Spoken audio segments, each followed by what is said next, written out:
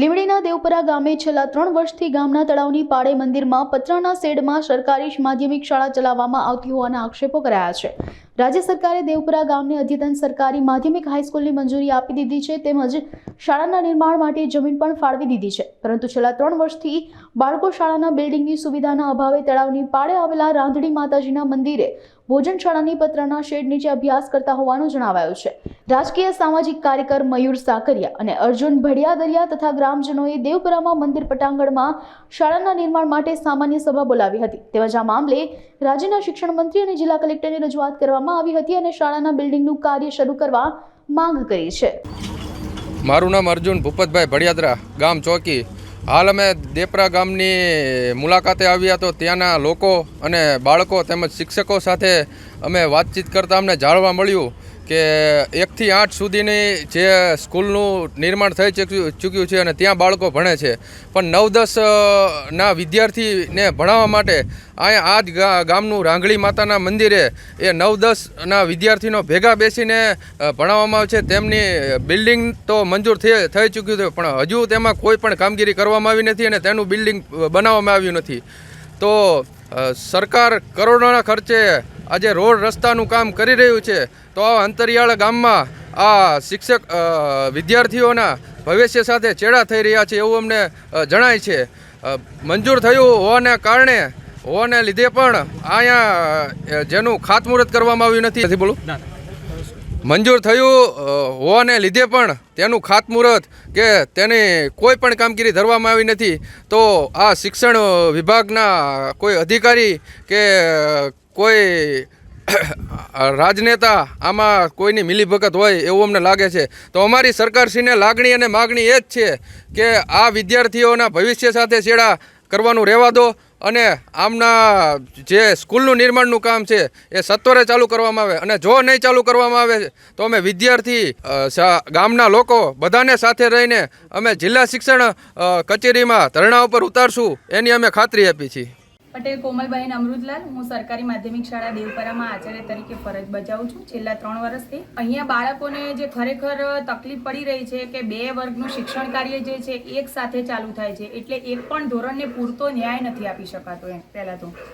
અને અહીંયા કોઈ પણ સામાજિક પ્રસંગ હોય ત્યારે બાળકોને અહીંયાથી દૂર લઈ જવા પડે છે, એમ આ જગ્યા ખાલી કરવી પડે છે, ત્યારે બાળકોને બહુ તકલીફ પડી રહી છે કે ભાઈ બીજે ક્યાં મેનેજ કરીશું, કેવી રીતે એમને આટલી બધી સંખ્યાને અમે મેનેજ કરીશું, કોના ઘરે લઈ જઈએ। ગામમાં એવડા મોટા ઘર પણ નથી જ્યાં આટલી સંખ્યા અમે મેનેજ કરી શકીએ, અને એના લીધે પછી અમારા પરિણામ પર પણ અસર પડે છે। છતાં પણ છેલ્લા 3 વર્ષથી આપણું પરિણામ પણ શાળાનું બહુ સરસ છે।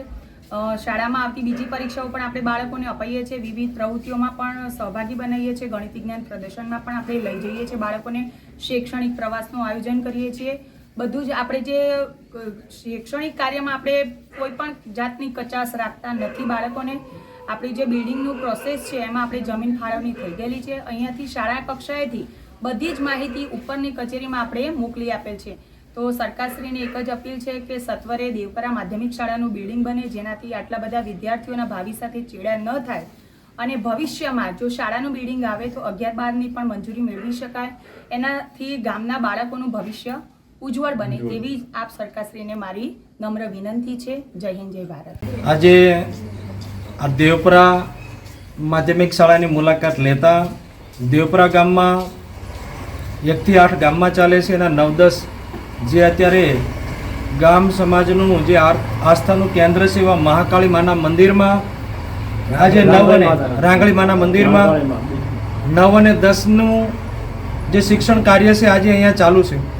આજે 9-10માં ગામની 85 વિદ્યાર્થીની સંખ્યા આ સબ આપ જોઈ શકો છો કે કેવી પરિસ્થિતિમાં આજે આ ગુજરાત રાજ્યનું જે આવનારું ભવિષ્ય છે, જે ગુજરાત રાજ્ય અને દેશને જે ઘડવાનું છે, આજે બાળકો અહીંયા પડી રહ્યા છે, પોતાના જીવનમાં કંઈક ને કંઈક બનવાનું, પોતાના જીવનમાં કંઈક સપના લઈને અહીંયા આવ્યા છે, પણ એ સપના કેવી રીતે પૂરા કરવા, જે ભૌતિક સુવિધાઓ હોય, શિક્ષણને લગતી જે સુવિધાઓ હોય એ અહીંયા બિલકુલ મળતી નથી।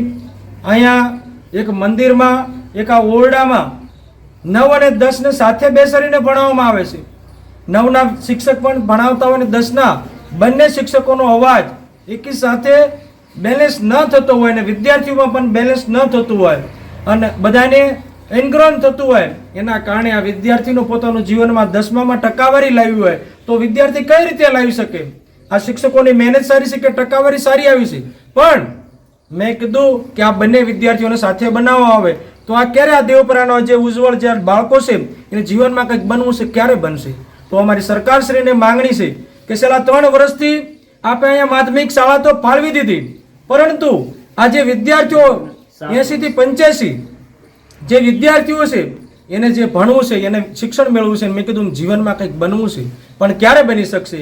કે એને પોતાની ભૌતિક સુવિધા રૂપી સારી સ્કૂલ મળે, સારા ઓરડા મળે, કે જ્યાં પોતાને 9નો ક્લાસ અલગ લેતા હોય, જ્યાં પોતાને 10નો ક્લાસ અલગ લેતા હોય, તો પોતે ભણી ગણી સારી ટકાવારી લાવશે અને સારું માર્ક મેળવશે અને સારી એવી સિદ્ધિ મેળવશે તો જીવનમાં કંઈક બની શકશે. તો અમારી જિલ્લા શિક્ષણ અધિકારી, ડીડીઓને, જિલ્લા વિકાસ અધિકારી હોય કે કલેક્ટરશ્રીને માત્ર ને માગણી ને લાગણી એક જ છે કે દેવપરા ગામમાં જે પણ જગ્યાએ લેઆઉટ બન્યો છે, જ્યાં સરપંચશ્રીએ જગ્યા પાડવી છે, ત્યાં તાત્કાલિક 2 માળનું સારામાં સારું 6 ઓરડાવાળું ભૌતિક સુવિધાવાળું બિલ્ડિંગ બને એવી અમે આશા રાખીએ છીએ. જલ્દીથી જો આ બિલ્ડિંગ નહીં બનાવવામાં આવે તો આ વિદ્યાર્થીઓને સાથે રાખી, તેના માતા પિતાઓને સાથે રાખી અમે જિલ્લા શિક્ષણ અધિકારી સામે ધરણા પ્રદર્શન કરવા માટે પણ અમે લોકો આજે ગામને અને વિદ્યાર્થીઓને લઈ અમે કરવા માટે તત્પર છીએ.